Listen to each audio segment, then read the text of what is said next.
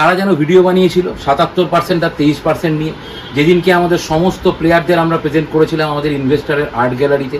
তো বিষয়টা হলো, আজকে একটা প্রেস কনফারেন্স হয়েছে একটা ক্লাবের, প্রবাদ প্রতিম ক্লাব, যদিও এখন আর খুঁজে পাওয়া যায় না খুব একটা।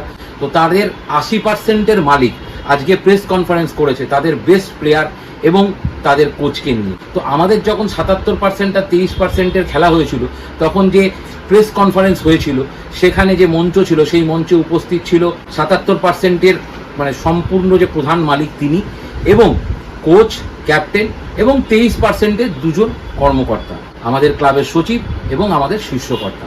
কিন্তু আজকে যখন ৮০%-এর প্রেস কনফারেন্স হলো, সেখানে 20%-এর কাউকে দেখা গেল না, তাদেরকে ডাকেইনি। অ্যাকচুয়ালি বিষয়টা এটাই হলো, মালিক পক্ষের অনুষ্ঠানে কর্মচারীদের ডাকা হয় না, এটা আবার প্রমাণ হলো। তো ৮০% আর 20%-এর খেলায় শুধু মালিক পক্ষ উপস্থিত, কর্মচারী